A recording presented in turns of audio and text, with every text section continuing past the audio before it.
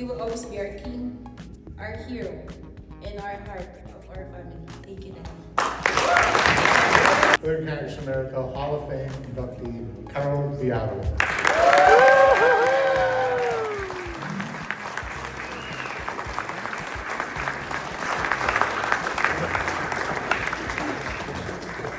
Have faith in God, keep dreaming, keep playing, and don't forget, enjoy every moment of your life.